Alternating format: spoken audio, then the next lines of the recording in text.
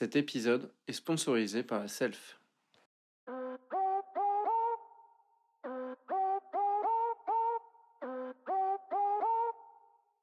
Bienvenue sur Parlons peu, parlons ergo, le podcast de vulgarisation des connaissances autour de l'ergonomie. Aujourd'hui, on se retrouve pour un épisode intitulé Ergonomie et développement durable, où nous interrogerons la place des enjeux du développement durable au sein des interventions ergonomiques et de comment accompagner les transformations des activités dans le contexte de transition des entreprises.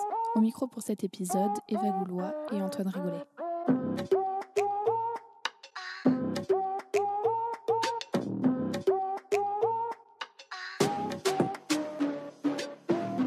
Bonjour à tous, bienvenue dans ce nouvel épisode de Parlons peu, parlons ergo. Aujourd'hui, on se retrouve donc avec Antoine. Bonjour Antoine. Salut Eva, tu vas bien ? Très bien, et toi ? Oui, merci. Du coup, aujourd'hui, nous recevons Gaëtan Bourmeau, doctorant en ergonomie, professeur associé au CNAM de Paris durant 6 ans, ergonome consultant, cofondateur avec Xavier Reto d'Axe Ergonomie en 2004, animateur entre 2018 et 2021 de la commission Concevoir pour le développement durable de l'Arpège et professeur associé d'ergonomie à l'université Paris 8 depuis 2017. Aujourd'hui, 49 ans, grande barbe, cheveux poivre et sel avec un grand sourire. Bonjour Gaëtan. Bonjour Antoine, merci pour cette présentation sympathique. Je suis ravi d'être avec vous. Je n'ai pas fait d'erreur du coup, tu as quelque chose à rajouter ? Non, pas d'erreur. J'ajouterais peut-être juste que je suis responsable pédagogique du Master 2 d'ergonomie de Paris 8 et je compte bien faire référence à quelques travaux de nos étudiants et anciens étudiants. Eh ben, super, quel beau parcours en tout cas. Du coup, nous sommes aujourd'hui réunis pour échanger sur le développement durable. Alors le développement durable, je pense que c'est une notion que beaucoup de nos auditeurs et auditrices connaissent. C'est un mode de développement qui répond aux besoins du présent sans compromettre la capacité des générations futures de répondre aux leurs. La notion de développement durable, elle est qualifiée d'anthropocentrée, c'est-à-dire centrée sur les intérêts et les besoins humains.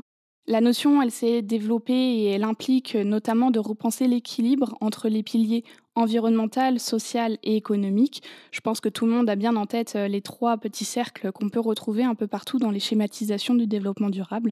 Ce sont des entités qui sont bien souvent traitées de manière isolée et pour lesquelles Leila Boudra nous dit il semble difficile de trouver une unité commune. Au sein du rapport Brundtland de l'ONU de 1987, le travail est reconnu comme un besoin fondamental pour les individus. Aujourd'hui, on dit que le travail est un grand oublié du développement durable. Effectivement, au cours d'une présentation à l'Université Paris 8, Leila Boudra nous a bien dit, en reprenant les mots de Basilier, que, entendu comme une activité finalisée, il s'inscrit dans un cadre économique de création de valeur à travers des activités économiques dont les résultats à la production de biens matériels ou immatériels avaient des conséquences potentielles sur l'environnement, sa préservation ou au contraire sa dégradation. Aujourd'hui, on peut voir que finalement, à l'intersection des 3 cercles environnemental, social et économique, on peut peut-être penser qu'on y retrouve le travail et la notion de travail au sens où l'ergonomie peut l'entendre. Du coup, Gaëtan, qu'est-ce que tu penses de ces éléments de définition et de contextualisation ? Eh bien, merci Eva. Je crois que c'est une très belle entrée en matière concernant le développement durable.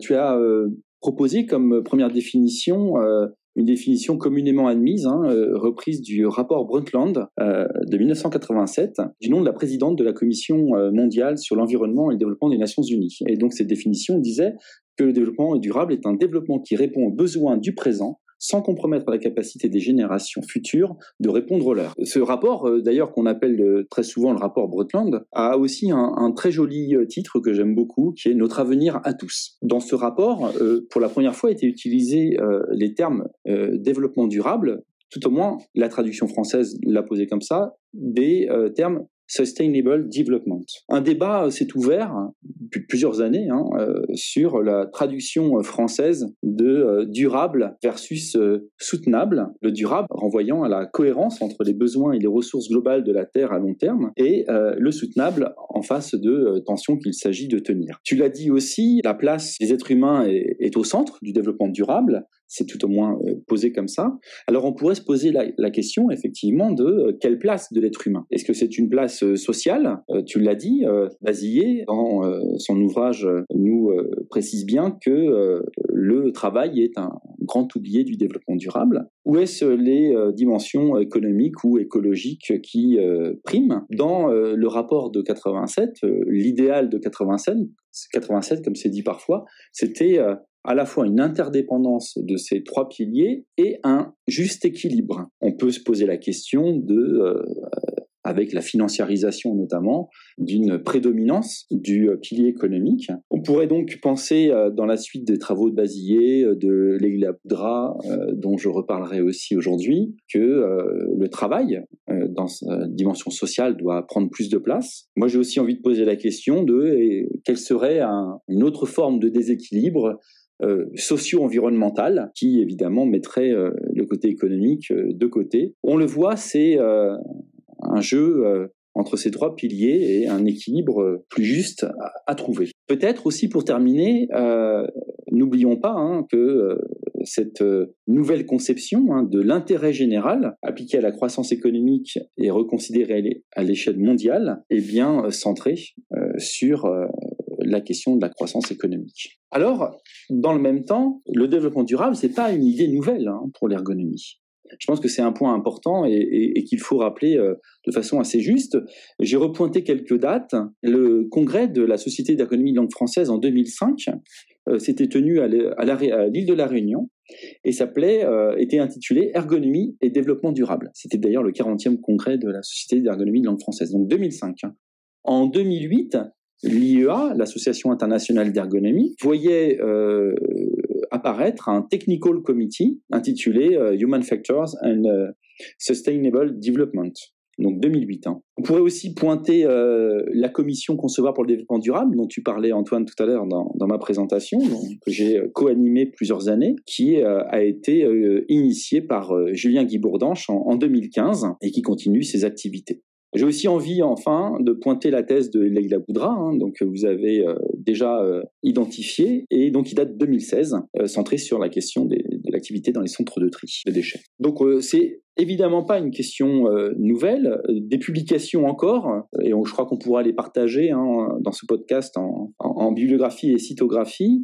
J'ajouterais aussi donc un numéro spécial de psychologie française en 2019, et peut-être aussi, enfin, un texte récent, paru l'an passé, publié par Julien Guy-Bourdanche, intitulé Développement durable, ergonomie verte, et qui, lui aussi, pointe le fait que le développement durable vise à une modification profonde des activités humaines et concerne donc notre discipline.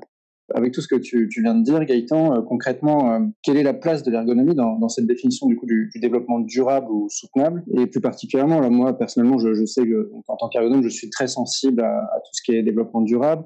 Donc, quelle est la place des ergonomes au sein de cette composante? La place des ergonomes, je ne saurais pas vraiment le dire. En tout cas, le fait que les ergonomes doivent prendre une place sur ces enjeux de développement durable, ça me semble évident. Tu soulignais ton propre intérêt, je crois que c'est quelque chose de très largement partagé, tout au moins au sein de la commission Concevoir pour le développement durable. C'est vraiment un point qui a fédéré les membres. C'est cet intérêt marqué, ces intérêts individuels marqués pour la question. Personnellement, par exemple, c'est à la fois sur des dimensions personnelles. Mes enfants sont dans des éco-écoles, éco-collèges et éco-lycées, les 3. Je suis sur un territoire de vie qui est un parc naturel régional protégé. J'ai évidemment une activité qui impacte l'environnement et ce qui me soucie. Donc les enjeux personnels et militants d'ailleurs pour certains d'entre nous peuvent nous diriger vers cette question du développement durable. Un second point pour ma part qui m'a beaucoup intéressé, c'est une dimension théorique. J'ai eu une rencontre avec un permaculteur, parent d'élèves de l'éco-école dans laquelle étaient mes enfants, et qui s'était occupé du potager avec une pratique de permaculture, avec l'idée de la partager avec les élèves, les enseignants et les parents. Et j'y ai vu quelques points convergents avec mes propres travaux de thèse de doctorat autour d'une approche systémique qui m'a beaucoup intéressé, enfin professionnellement. Et là, je crois qu'on est beaucoup ergonomes à réaliser des interventions qui vont toucher de près, de plus loin, des grandes thématiques telles que l'agriculture. Je pense évidemment aux travaux notamment menés à l'INRAE par Marianne Serre et collègues, sur la question de la consommation d'énergie, sur la question d'éco-conception, de gestion des déchets. Voilà. Donc on a, je crois, vraiment une vraie position à prendre sur cette thématique du développement durable. Et tu aurais des exemples? Là, je reviens sur la permaculture, qui est quelque chose qui m'intéresse. Pareil, j'avais été voir quelqu'un dans le Gers qui un prof d'anglais à la fac qui fait de la permaculture, et je voudrais savoir, tu as des exemples à me donner de ce qui t'a fait penser à l'ergonomie, ce que tu as pu mettre en place à travers l'ergonomie en voyant de la permaculture? Oui, alors par exemple, je pense que si tu as observé l'activité de ce permaculteur, tu as pu constater qu'il utilisait des outils de travail qui étaient, on va dire, alternatifs à ceux qui sont couramment utilisés. Je pense notamment à la grelinette, cette espèce de bêche à pic qui remplace utilement la bêche et qui remplit une fonction extrêmement intéressante qui est d'aérer la terre sans la contrainte qui serait de la retourner, et ainsi de bousculer les écosystèmes du sous-sol. Donc on a là un point très intéressant de substitution d'un outil par un autre et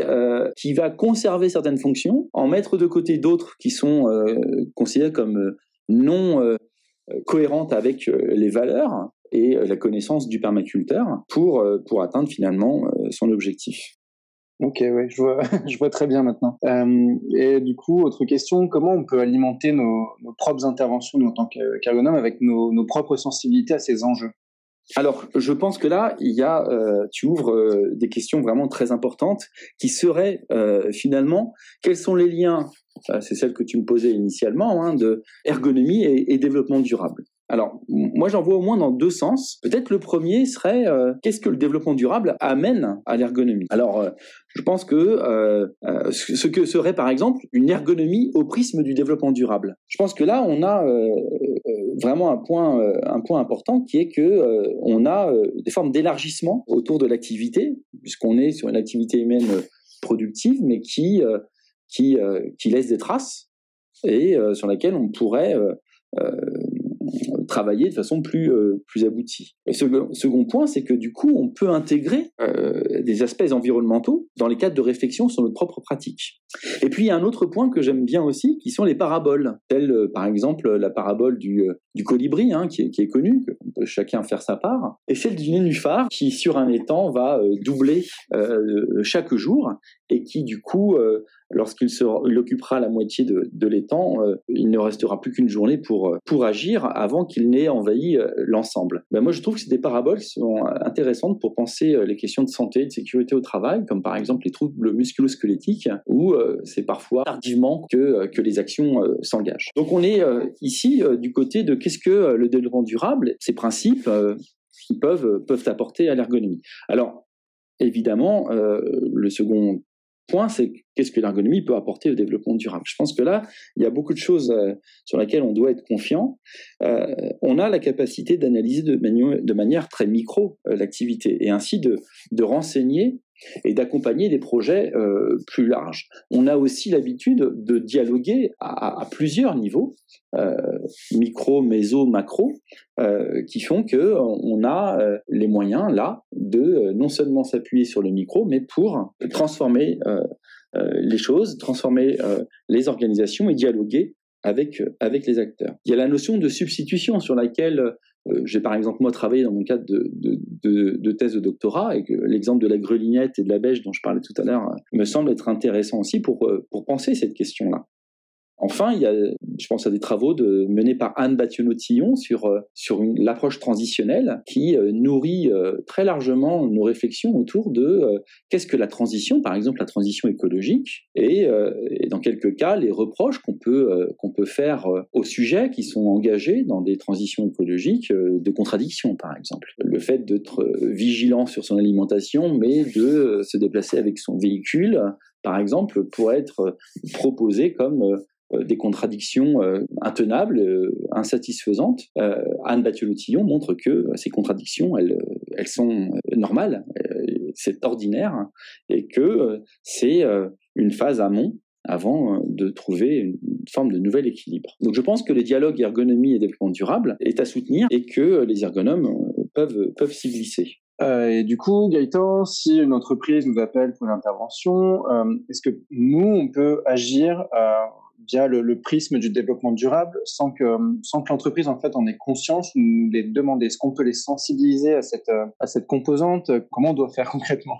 Bah, oui, Antoine, moi j'ai l'intime conviction, et je pense que les travaux des ergonomes le montrent. Je pense ici à un travail mené par une ancienne étudiante de l'université Paris 8, là, du Master 2 d'ergonomie, Alexis Favreau, qui dans le cadre de son stage de M2, a répondu à une demande d'un parc zoologique sur, à l'origine, dans la demande, c'était des tensions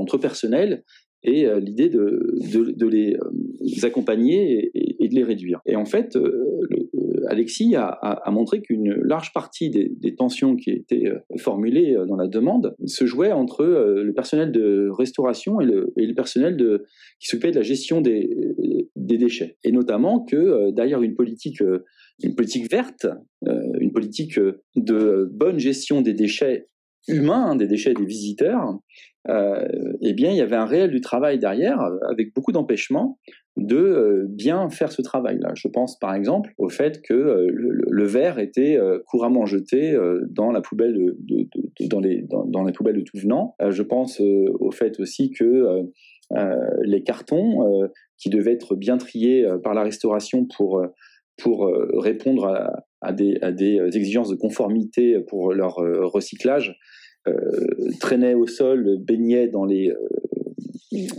fuites des sacs poubelles, et donc rendaient impossible le travail par les agents chargés de la gestion du tri de déchets.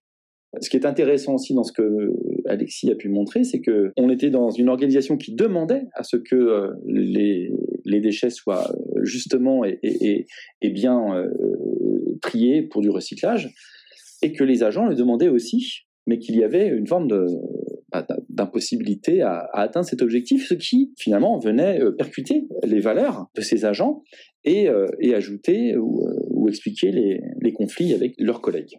Je pense aussi à un autre exemple peut-être, mais qui touche la conception. Donc là, c'est une thèse de doctorat d'ergonomie qui a été menée par Céline Poisson à Paris 8 et que j'ai co-encadré avec Françoise de Cortis, qui s'intéressait à la conception du véhicule autonome, et dans le cadre des différentes rencontres qu'elle a pu avoir avec des conducteurs de véhicules plus ou moins équipés aujourd'hui, a rencontré un conducteur d'un véhicule hybride et qui exprimait un fort attachement à la maîtrise de sa consommation de carburant, disant qu'il avait finalement une éco-conduite qui lui permettait de ne pas consommer de carburant, ou en tout cas de limiter la consommation de carburant, et de favoriser la consommation électrique de son véhicule hybride.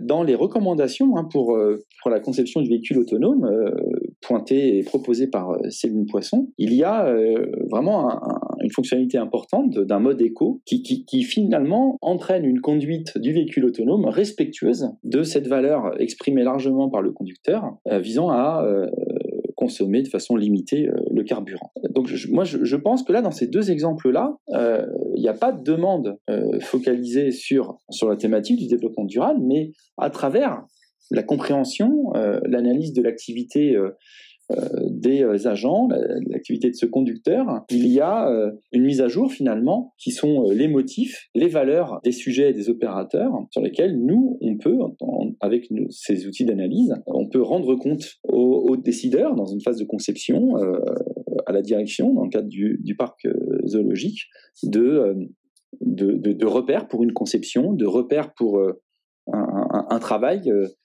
plus respectueux, donc des valeurs qui sont assumées et portées par les personnes elles-mêmes. Je trouve que c'est deux exemples très, très intéressants, mais ce que j'ai l'impression qu'en fait, ça vient exclusivement des opérateurs, cette sensibilité. Ça vient, mais du coup, ce sont les opérateurs qui font remonter cette sensibilité à la direction finalement, non ? Je ne pense pas dans le cas du parc zoologique, pardon si je me suis mal exprimé, mais dans la situation du parc zoologique, c'était une demande clairement assumée qu'il y ait une forte attention sur le résultat du travail des agents qui géraient les déchets. Le problème était que le réel de l'activité n'était pas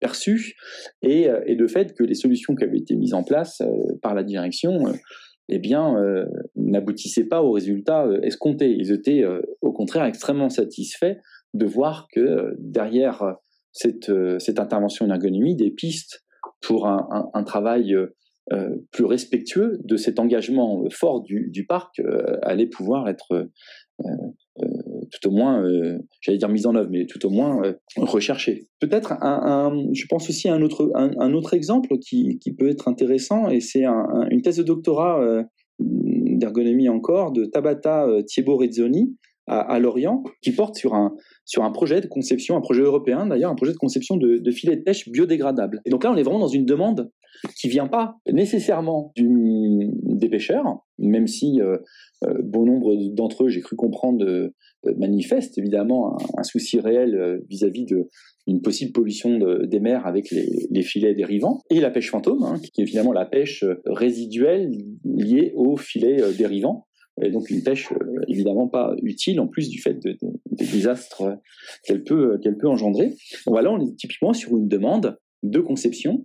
L'intérêt de ce travail de Tabata Thiebo-Rezzoni, c'est bien d'aller au plus proche du réel de travail et comprendre ce que ces filets de pêche biodégradables pourraient entraîner comme transformation. Finalement, c'est analyser la substitution des filets par celui-ci et de voir en quoi les pratiques professionnelles vont pouvoir permettre le déploiement de ce type de solution. Donc on a évidemment des demandes quand même qui sont descendantes et pas simplement bottom-up en nous appuyant sur l'activité de sujets, d'opérateurs ou de pêcheurs par exemple. Autre exemple, je pense aussi à un autre travail mené par des anciens étudiants du Master 1 de Paris 8 qui s'étaient intéressés à ces petits objets que vous connaissez peut-être, qui sont des recycleurs à mégots. Et eux avaient réalisé une analyse à Paris 8 pour voir finalement quels étaient les usages de ces recycleurs. Alors, ils avaient repéré une première chose, c'est qu'il y avait une implantation des recycleurs qui était tout à fait hétérogène sur le campus, et qu'ils ont questionné auprès des porteurs de ce projet, et un des résultats qui était ressorti, c'était que les recycleurs étaient implantés là où c'était possible de les implanter. Et donc, pas vraiment en lien avec l'activité, la pause, les pauses prises par les personnels ou les étudiants, d'ailleurs très rarement proches des zones de vie des étudiants, plutôt dans des espaces de pause du personnel. Une deuxième chose qu'ils avaient repéré, c'est que ces recycleurs, ils vivaient autour d'autres artefacts, un cendrier, une poubelle, et que finalement, il y avait probablement là l'usage préférentiel de l'un ou de l'autre de ces artefacts qui méritait un temps d'analyse pour un retour vers les porteurs de projets.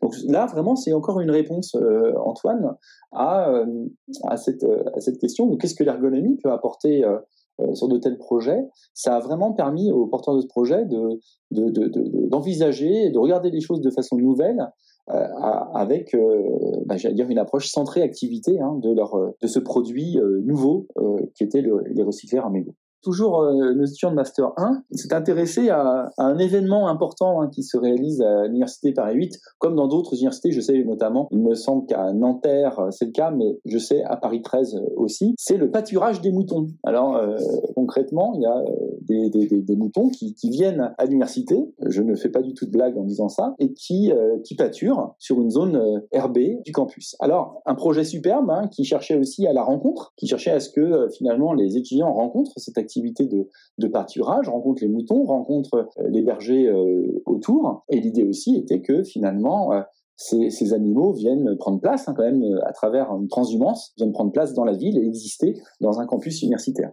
Alors derrière ce beau projet, il y a une sorte de réalité qui est venue s'imposer, qui était que l'arrivée des moutons à 9h du matin et simultanément à la sortie des étudiants des bouches de métro pour venir suivre leurs enseignements, créait une sorte de joyeux bordel au niveau de l'entrée de l'université et puis un peu plus loin, et a abouti au fait que il y a eu un décalage dans l'arrivée des moutons qui alors ne croisaient plus les étudiants, ou tout au moins les étudiants aussi ne croisaient plus les moutons. Donc il y a eu une forme là de renoncement à pourtant amener une autre forme de vivant et des rencontres avec le monde animal, que j'ai trouvé bien malheureux que les étudiants avaient pu analyser. Et la deuxième chose qu'ils avaient pu qu'elles avaient pu analyser, était que cet espace herbé de pâture, c'était aussi une zone extrêmement agréable au printemps et l'été pour que les étudiants se délassent, se prélassent au soleil, allongés dans l'herbe. Sauf qu'évidemment, il pouvait y avoir la rencontre avec quelques restes de la pâture des moutons. Et donc, il y a eu une sorte, non pas, comme c'était pensé initialement, de partage de l'espace, de rencontre, mais il y a eu cette idée qu'il y avait une sorte de concurrence dans l'occupation de l'espace. Et donc, avec une période où il fallait anticiper et fermer la zone de pâture pour permettre aux moutons d'y venir ensuite, et laisser un temps, quelque part, avant que ce soit rouvert pour les étudiants. Et donc, je trouve que cet exemple est intéressant aussi pour penser la relation au vivant et comment des projets qui visaient la rencontre, à travers une sorte de réel, ont renoncé aux objectifs premiers et lorsqu'on a remonté ça aux porteurs de projets à l'université, il y a eu effectivement un constat partagé. On parlait des multiniveaux tout à l'heure et que il fallait peut-être le repenser pour lui donner toute sa force tel qu'il avait été pensé initialement. Un autre exemple qui m'a beaucoup intéressé à l'Université Paris 8 et qui est d'ailleurs au cœur du montage des journées d'études ergonomie développement durable du master de Paris 8, c'est la question du rucher. Donc à l'Université Paris 8, il y a un rucher qui est géré par Marie Philémon et qui est finalement un instrument extrêmement original au sein de l'université, qui est à la fois un instrument de formation, mais qui vise aussi de la sensibilisation au développement durable, à la préservation de la biodiversité, par exemple, et puis qui vise aussi à organiser des dynamiques collectives autour de la conduite d'un projet. Et donc, ce rucher, ça a été le fil rouge de la deuxième journée d'études d'ergonomie développement durable du master de Paris 8 en 2019. Et d'ailleurs, Marie Philémon est devenue l'une des co-organisatrices de ces journées. Et ce qui est très intéressant dans ce rucher, c'est que lorsqu'on l'analyse, on y repère à la fois les trois piliers du développement durable. Il y a la dimension environnementale, vous vous doutez bien, avec ces questions de biodiversité. Il y a ces enjeux socio-éducatifs qui sont au cœur de ce projet, et évidemment économique à travers un montage d'une sorte de business plan qui à travers la vente potentielle de certains petits pots de miel et l'adhésion à une association permet de rendre viable cette activité au sein de l'université à travers une association. C'est enfin un autre point du développement durable qui n'est pas posé comme un pilier, mais qui est un des axes de travail aussi qu'on mène à Paris 8, c'est la question de la dimension territoriale. Leïla Boudra a beaucoup travaillé sur ces questions dans le cadre de sa thèse et a été aussi une des partenaires de développement de ces journées d'études.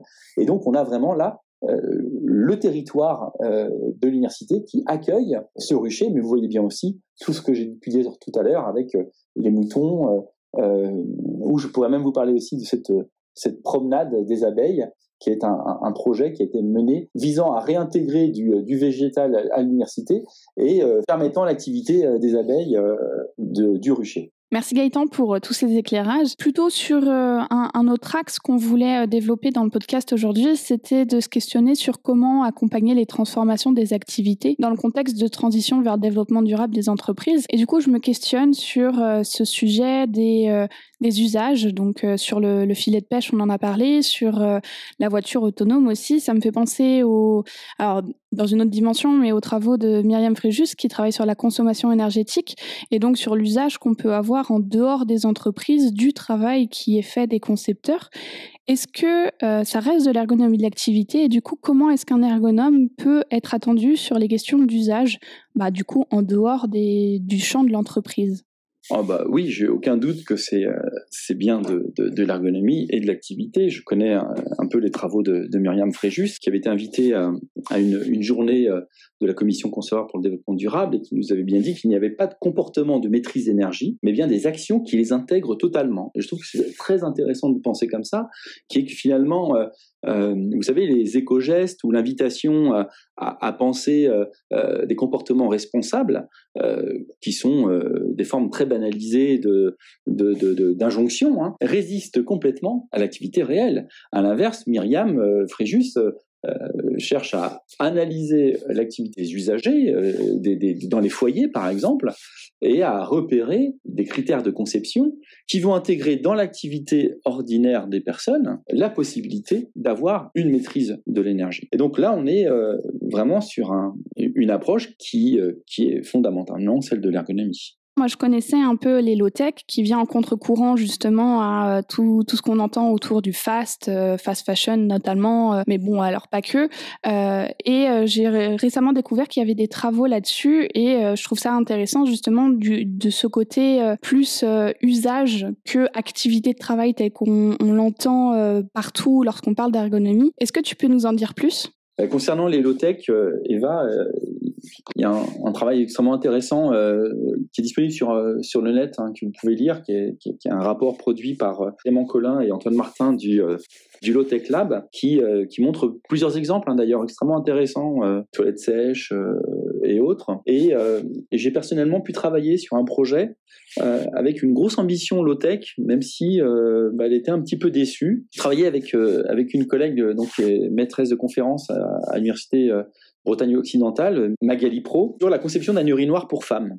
Et donc c'est un projet où là évidemment on n'est pas sur la question du travail, on est sur la question vraiment des usagères, d'un produit qui vise le grand public a priori, et qui est un projet qui était motivé vraiment par une proposition de transition, transition écologique entre les toilettes, la consommation d'eau, de papier, et du gestion de déchets qui peut-être qui est discutable, et donc avec un urinoir qui n'utilise pas d'eau, qui ne consomme pas d'eau, avec du tri du papier, mais derrière ce projet-là, il y avait un engagement vers du low-tech, et finalement on est resté sur un produit classique sur ce point, avec l'utilisation de résine, d'aluminium, voilà, pour créer la cabine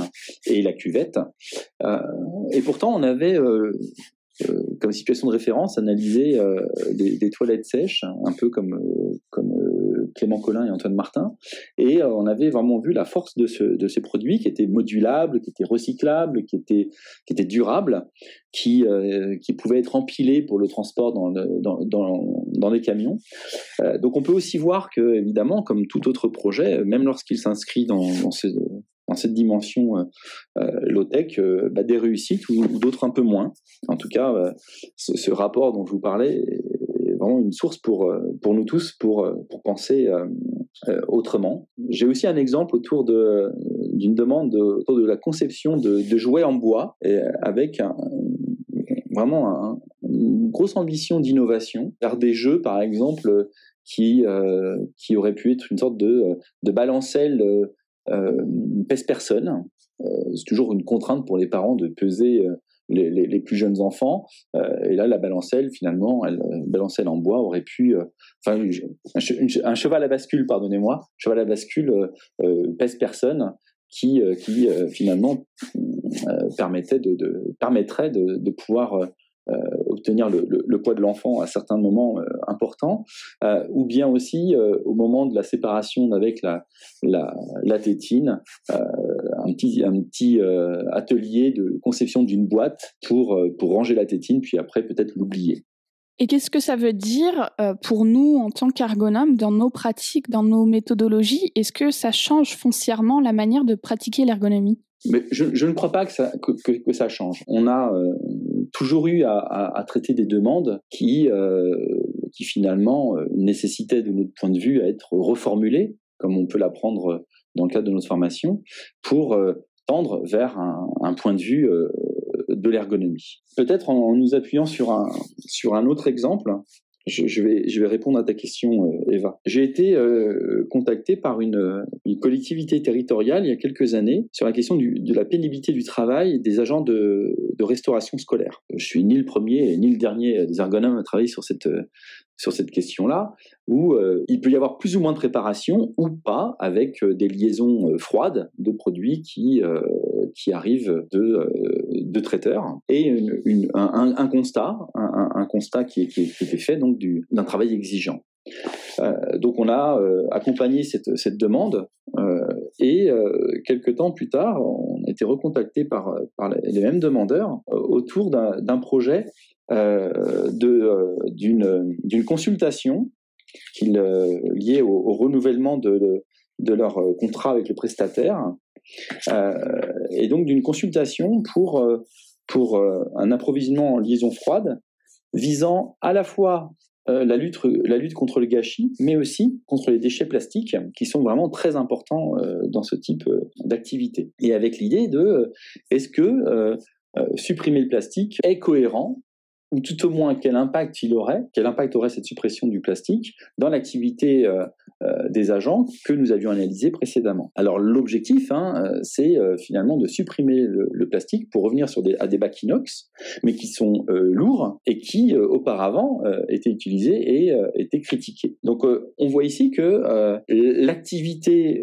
de l'ergonome ne change pas réellement dans cette demande, si ce n'est que dans les critères de la qualité du travail, critères fixés par le demandeur, par la direction, s'ajoute une question d'empreinte écologique, par exemple. Et donc, peut-être avec une dose de prudence, j'aurais envie de proposer à ce qu'on envisage d'ajouter dans notre définition d'ergonomie, qu'on peut par exemple trouver sur le site de la SELF. Je l'ai sous les yeux, je vous la lis. La mise en œuvre des connaissances scientifiques relatives à l'homme est nécessaire pour concevoir des outils, des machines et des dispositifs qui puissent être utilisés par le plus grand nombre avec le maximum de confort, de sécurité et d'efficacité. Et on pourrait peut-être, par exemple, ajouter et intégrant, respectant les enjeux environnementaux, ce qui pourrait être aussi une façon intéressante de penser les liens ergonomie-développement durable. Merci beaucoup, c'est très intéressant. Je reviens juste sur la question de la restauration collective parce qu'on a donc notre collègue Cassandre Dubost, diplômée de l'université Paris 1, qui a effectivement travaillé sur cette question-là et qui a mis en évidence les enjeux par rapport justement à cette question des restes et de qu'est-ce qu'on fait des restes qui ont été préparés, avec un enjeu assez intéressant sur qu'est-ce que ça vient questionner du point de vue politique et des enjeux politiques qu'il y a dans les interventions. Et donc ma question c'est, est-ce que questionner le développement durable, ça demande de redéfinir les échelles d'intervention ? Alors, oui, là très probablement. D'ailleurs, au sein de la commission Concevoir pour le développement durable, on a pu mener ces réflexions dans le cadre de nos journées, mais régulièrement, je pense à la SELF, à des congrès de la SELF, donc à Tours 2019, le congrès 2020-2021 passé en ligne, vous trouverez les actes. Je pense à l'IEA, au colloque EPIC, on a ouvert plusieurs fois cette question des niveaux et des échelles pour aborder la question du développement durable. Très clairement, je le disais un petit peu tout à l'heure, avec les échelles micro, méso, macro, on voit bien que là, il y a ces différents niveaux. Mais pour répondre à ta question, Eva, sur la restauration scolaire et le gâchis, par exemple, ce que j'avais pu observer, quant à moi, c'était que les repas étaient communément convenus entre, d'une part, un professionnel de nutritionniste, il me semble, et une association de parents avec un chargé au sein de la collectivité territoriale. Et moi, j'ai été assez frappé de penser que les enfants n'étaient pas du tout associés à cette réflexion, et qu'ainsi, finalement, on était dans une forme d'idéal de l'alimentation sur le temps du déjeuner en période scolaire, et que ce gâchis résultait aussi d'une démarche participative partiellement engagée ou pas totalement aboutie. Oui, je rebondis là-dessus. Effectivement, Cassandre n'est pas en animatrice aujourd'hui, donc je parle pour elle. Mais les résultats de son analyse d'activité ont effectivement montré que la manière de servir les enfants de la part des agents des restaurants scolaires était influencée justement par la connaissance qu'ils avaient des enfants eux-mêmes. Ils savaient par exemple que les enfants aimaient moins les épinards dans cette cantine-là, alors que dans une autre, ils adoraient ça. Et donc, il y avait une différence entre les restes qui pouvaient y avoir dans la cantine A et les restes qui pouvaient y avoir dans la cantine B, avec potentiellement beaucoup de restes dans la première cantine et en fait pas assez de quantité pour pouvoir servir correctement les enfants et les nourrir à leur faim dans la cantine B. Donc c'était très intéressant justement de montrer que dans cet enjeu qui est aussi un enjeu de développement durable, les enfants n'étaient pas impliqués, mais dans un sens, l'étaient quand même par la connaissance en fait qu'avaient les agents de restauration des enfants qui étaient dans leur cantine.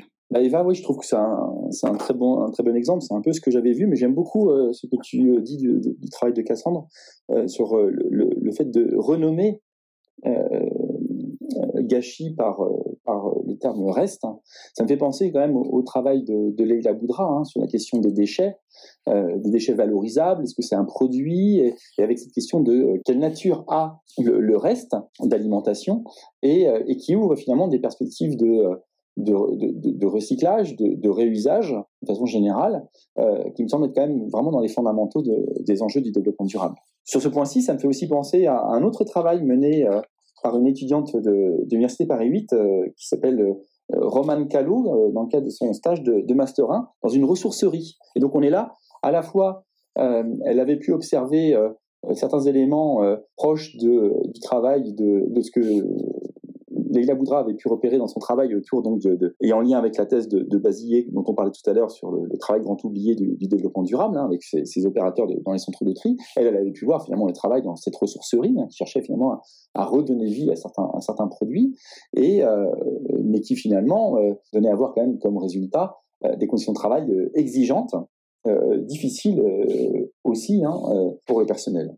Merci beaucoup Gaëtan pour tous ces exemples et toutes ces explications. C'est vraiment enrichissant et très, très intéressant. Et pour conclure, je voulais savoir sur l'avenir des ergonomes et du travail d'ergonome. Il y a un moment où il va forcément falloir inclure cette composante à notre travail. Enfin, ça va être inhérent à notre boulot, je pense. Quels sont et quels seront les moyens mis à disposition pour mettre en place justement ces formations en fait. Enfin, est-ce qu'il y aura besoin de formation? Comment ça va se passer selon toi? Qu'est-ce qui existe aujourd'hui pour aider les ergonomes à travailler à travers ce prisme du développement durable? Alors, je vais plutôt parler pour ce qui se passe à Paris 8, même si je sais que dans d'autres formations, c'est un enjeu. Il y a pu y avoir, organisé par le CNAM Paris, dans le cadre une édition de la Fabrique de l'ergonomie, une table ronde à laquelle j'avais été invité sur la question du développement durable. Je pense aussi à une journée de fin mai 2022 à Lyon, travail et anthropocène. Donc voilà, je pense qu'on peut repérer là que cette thématique, elle s'inscrit dans les formations aujourd'hui sans conteste. À l'Université Paris 8, on a monté en 2018 avec Leila Boudra et moi-même une journée d'études. J'en ai parlé tout à l'heure, ergonomie développement durable du master d'ergonomie de Paris 8, et qui était tournée vers les étudiants. C'est la première édition d'ailleurs a été construite autour d'une présentation de la thèse de doctorat de Leila Boudra et du travail d'Alexis Favreau dont j'ai parlé tout à l'heure sur la gestion des déchets du parc zoologique. Et l'idée était vraiment de donner à voir à la communauté universitaire en ergonomie que le développement durable c'était un véritable objet, que c'était une pratique de l'ergonomie et c'était une sorte d'invitation à ce que les étudiants en cours de formation puissent se penser acteurs du développement durable. Et depuis, on a maintenu chaque année cette journée. Et donc, en mars 2022, se tient la 5e journée d'études ergonomie développement durable du master d'ergonomie de Paris 8. Mais à ce titre, ça a même dépassé cette journée. Je pense à 2 productions qui ont impliqué très directement, soit en collaboration, les étudiants du master d'ergonomie de Paris 8. Je pense à une bande dessinée qui est sortie il y a quelques années, qui s'appelle Ergo Quoi, et il y a une double planche qui s'appelle Ergonomie développement durable. Vous trouverez un exemple assez intéressant. Et puis, financé par le CINOV et la FAFIEC, les étudiants du master, il y a quelques années aussi, ont participé à la conception d'une courte vidéo qu'on trouve sur YouTube qui s'appelle Ergonomie développement durable. Et donc c'est aussi des formes d'appropriation que je trouve intéressantes de la part des étudiants de la thématique du développement durable. Donc là, on a beaucoup parlé là, de la formation donc des jeunes ergonomes, hein, beaucoup de projets étudiants dans des facs. Mais moi, j'avais aussi la question sur les professionnels qui sont déjà ergonomes. Qu'est-ce qui existe pour eux, du coup, aujourd'hui, pour se former à cette composante qu'au développement durable? Bon, alors évidemment, hein, je ne suis plus aujourd'hui le animateur de la commission concevoir pour le développement durable, mais cette commission est très bien pilotée par 4 co-animatrices et je ne peux que vous inviter les unes les autres à venir rejoindre cette commission dynamique qui ouvre à des présentations de travaux fort variés, un peu comme j'ai pu le faire aujourd'hui. Donc là aussi en cytographie, la commission d'arpège pourra vous être indiquée. Sur un autre point, je sais que un collègue du CNAM Pays de la Loire, Christophe Réal, m'a déjà invité aussi à une session qui était ouverte d'une part aux étudiants, mais aussi aux anciens et professionnels du territoire, visant à échanger sur la question ergonomie développement durable. Donc moi, je crois vraiment que pour les professionnels qui sont intéressés par cette thématique, il y a à la fois des opportunités dans les congrès d'ergonomie, dans les journées d'études, les journées scientifiques, mais peut-être plus largement encore, eh bien, c'est de saisir dans les demandes d'intervention qui leur sont formulées, les opportunités d'aller y traiter des enjeux de développement durable. Gaëtan, merci beaucoup pour ton temps, ta venue et cet entretien. Ce fut vraiment très, très enrichissant, très intéressant. On a appris énormément de choses. Écoute, au plaisir de te revoir ou au plaisir de peut-être te réécouter sur notre chaîne Parlons peu, Parlons ergo. Antoine, Eva, merci beaucoup pour cette invitation, ce moment partagé avec vous et avec grand plaisir. Et en tout cas, bravo pour le travail que vous menez tous ensemble avec ce beau projet. Merci encore Gaëtan pour cet épisode et merci aussi à l'équipe de préparation, Cassandre Dubost, Kevin Demeure et Tamara Blanc-L'Oeil, ainsi que Antoine et Eva au micro pour l'animation de l'épisode. Merci à nos auditeurs et à nos auditrices de toujours nous suivre et n'hésitez pas à vous abonner à notre chaîne YouTube et à nous suivre sur tous nos réseaux. À bientôt!